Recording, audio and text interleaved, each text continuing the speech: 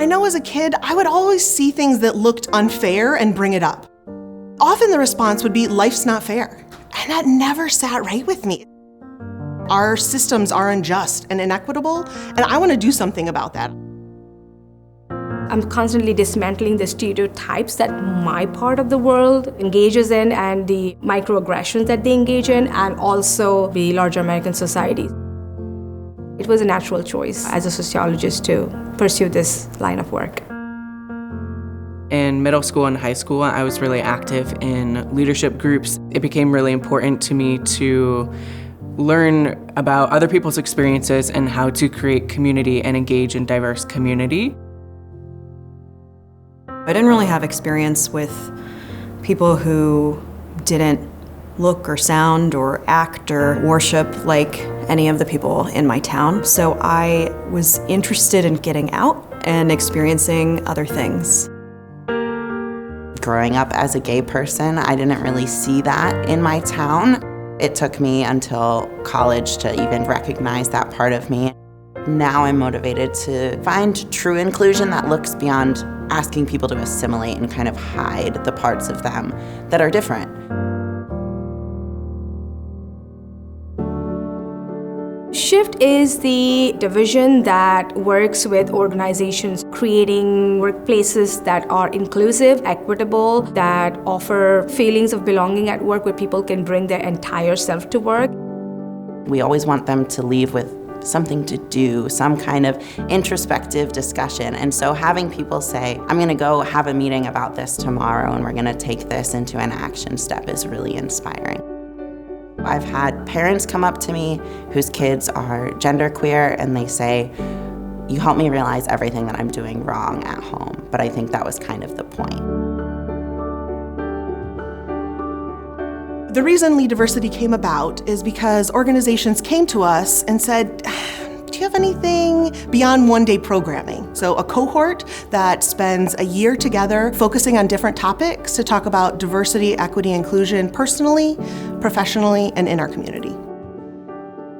People have talked about creating ERGs and diversity councils. People talked about totally revamping their interview and hiring process to be more inclusive. One of the questions we asked is, do you feel like you have the tools you need to initiate change in your organization or community? Before the class started, 11% of participants said yes. At the end of the program, over 97% of the class said yes. We are giving people what they need to go be that change. Our school and youth department serves students in K-12 as well as educators and school staff. The more you recognize that we all have bias, the more we can kind of understand how it might impact our decisions or how we communicate with students. One of my favorite moments in working with youth is seeing them get really excited and full of hope and confidence when they realize how their unique skills and talents can create change. Some of them were doing advocacy campaigns in their school for the mental health and other types of services that they have available. I wasn't doing any of this type of work when I was their age. And so I look at them and think about what I'm doing now, and I think about how much further they can go.